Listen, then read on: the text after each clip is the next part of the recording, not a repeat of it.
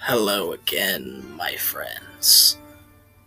And tonight is yet the most horrifying night of the entire calendar year Halloween. It's that time of year once again. Don't we all just love Halloween, for the amount of scares, disturbing stuff you watch, such as horror movies, disturbing video games, or even looking up true crime? But for this type of video, as you see within the past couple of years on this channel, we will be taking another look into some more disturbing Ninjago moments, some of which push the boundaries of what is legally allowed on a show made for children. Unfortunately, this is the final entry of this little miniseries, so enjoy it while it lasts. Without any further ado, here are 5 even more disturbing Ninjago moments. The Death of King Trimar. King Trimar raised 2 sons. His first son, Kalmar, who really disliked him, and his adopted son, Benthamar, who Kalmar also hated for being something different compared to their royal blood. And this is an exact motivation for what transpires in this episode. In the episode titled Long Live the King, Kalmar finally snaps and straight up murders his own father. You heard that right.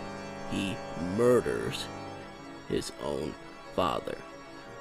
Murder in a kid's show is usually frowned upon because of how dark the topic is, but Ninjago somehow managed to make it work. But in turn, it created an ultra disturbing moment, as this is something we have never seen before in the show, and probably will never ever see again. What makes this worse is that Kalmar immediately blames the ninja for killing his father, when it was actually him who committed the atrocious act, and then tries to use Benthamar to his own advantage. Only later, during Trimar's final moments, does he reveal the truth that Kalmar was the one who did it, and Bentho promises to avenge his father by defeating Kalmar. Is such a sad end to a very poignant man, or creature, I guess, in this case. Terrifying monsters. Creatures in Ninjago, especially if they were designed in the older eras, could look absolutely uncanny, as some people have pointed out. But for this video, I will be talking about 3 monsters that were all designed within the Wilfilm era, and each one looks absolutely terrifying. The Great Devourer. The monster that caused pretty much almost the entirety of the series itself. The Great Devourer was the snake that bit Garmadon's hand and caused him to become the monster that he truly became.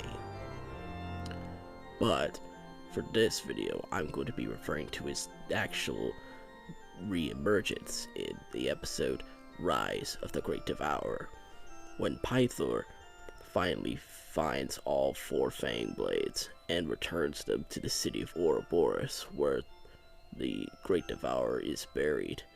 He unknowingly let out a behemoth that not even he could stop. As it rises from the ground, you could see lightning flash, especially with how tall this anomaly is. And just seeing that as a kid, it really terrified me, so it probably terrified a lot of you too. And right as the episode ends, the Great Devourer screams, and all you hear in the credits is a singular heartbeat.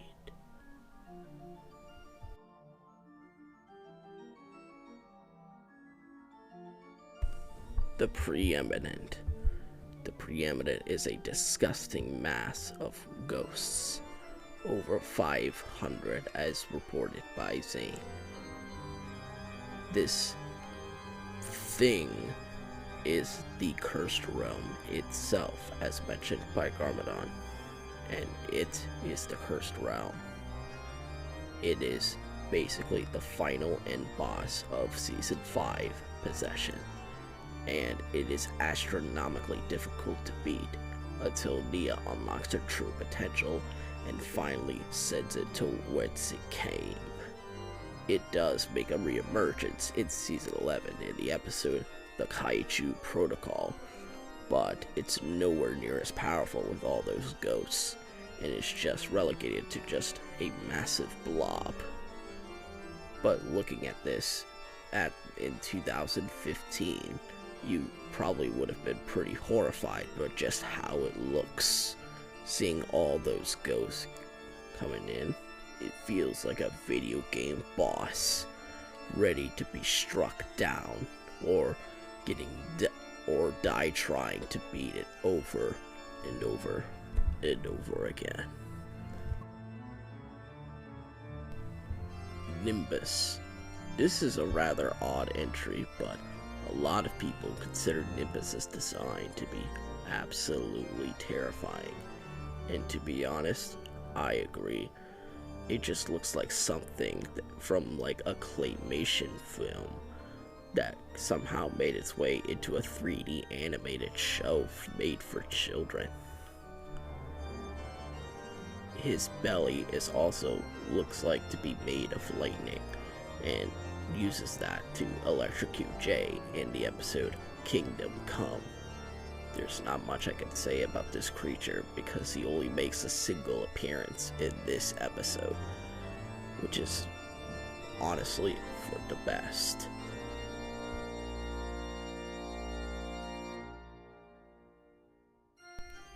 Nia being constantly preyed upon. If you were a young girl or a young woman, you probably are worried about some older gentleman or worse, a pedophile lurking around, planning to take you and using you to do whatever knows what.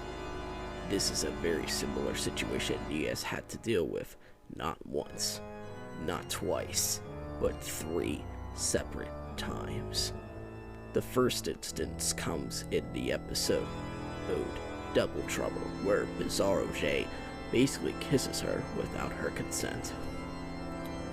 I know that this episode was made back in 2012, so things weren't as risque as you could look back on them now, but just seeing that, it kind of makes a lot of viewers, especially female fans, very uncomfortable. The second instance of this happened in the episode The Crooked Path. As a way of distracting Nia, Ronan, who is supposed to be around 30 plus years old while Nia is still under the age of 18, kisses Nia on the cheek as a way of distracting her. Yes, I know this was a way of distracting her, but imagine an adult man kissing an underage girl. That's just creepy and disgusting. I don't care what the purpose of this is. The fact that this even made it into the show just speaks volumes as to how much the show can get away with. And this isn't even the last time that Nia's been used like this. And it's not even the worst one. Finally, in the episode The Last Resort from Skybound, towards the end of the episode, Nanakon is seen about to kiss Nia. Pretty much a big reason of Nanakon's entire arc, I guess you could say, in this season, was basically to marry Nia so he could get infinite wishes, which is severely fucked up considering Nanakon is thousands of years old at minimum. And Nia, as I mentioned before, is still under the age of 18. So this is even worse than the incident with Ronan. I just feel so bad for Nia here. over these 3 instances because she honestly deserves better. I'm glad she has someone like Jay in her life, because I know he would never ever do something like that to her. Slavery in Ninjago. Slavery is such a very heavy topic to talk about, especially regarding history of the actual world. It's still a thing to this day. It was definitely most prominent in countries like the United States in the 1800s. So Ninjago does its own version of slavery, not once, not twice, but 3 separate times.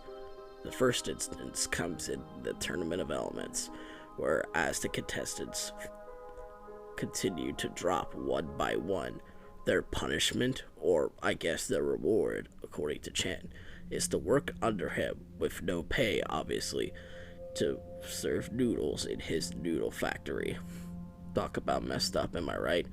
Well, then there's Season 7, where it was revealed when Ray and Maya were forced into doing the Time Twins' bidding, because apparently they couldn't defend themselves from a sword, but actually because they didn't want Crux to harm Kai or Nia, which in itself is a pretty good sacrifice despite the kind of goofy semantics running around it. But they still worked under Crux and Acronix, obviously with no pay, because, they're villains, of course. Why would they do that? Then the final instance of this happened in Season 13, Master of the Mountain, where part of Vangelis's bidding to keep his city afloat by using Vegstone is to mine it from the underground by using 2 species that constantly hated each other, the Munts and the Geckos, thus revoking them of their freedom. It isn't until Cole shows up to save the day for everyone, not just the ninja, but the Munts and the Geckos, and to truly live up to his mother's legacy. But these 3 instances of slavery shows that no topic so far has escaped Ninjago's grasp. Unused Concepts. Now, for this final entry, we'll be discussing concepts and designs that were never used in the show, probably because, as the video suggests, they were too disturbing to even put into the show. So, at least Ninjago does have some limits of what it can and can't show. So, let's start. Spider Harumi. This design showcases what Harumi could have looked like in the season crystallized. This shows her as sort of like a hybrid between her human self and basically whatever that was left. It's honestly pretty freaky to look at. So much so that Tommy Andreasen even thought so, and this was probably one of the reasons why that this design was later rejected. But honestly, the season would have been a lot better had this design been used. But another reason for this design's rejection was that Lego Monkey Kid was using something very similar during the time of both Crystallized and whatever Monkey Kid season or installment was out at the time. The Sword of Souls' original purpose. The original purpose of the Sword of Souls was actually a lot darker than originally planned. In the original sketch as shown here, it was meant to suck out the actual soul of the person being brought into the sword. Imagine seeing the soul of what used to be your friend or someone you love into the sword, while the physical remains are left behind as nothing more than a shallow husk of what they used to be.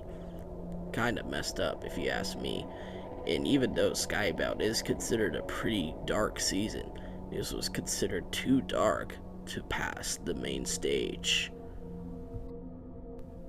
headless Pixel. The original scene of Zane fighting Pixel dismembered was actually supposed to be a lot more brutal and kind of gory to some degree. In the original sketch, as shown here, Pixel was seen just nothing but a head, with her saying only 3 words: "I'm sorry, Zane." If any of us saw that as children, we would be hiding under our beds at night, wondering what in the absolute hell were the creators thinking when making this. And I still wonder to this day, when I'm nearly heading to the age of 21.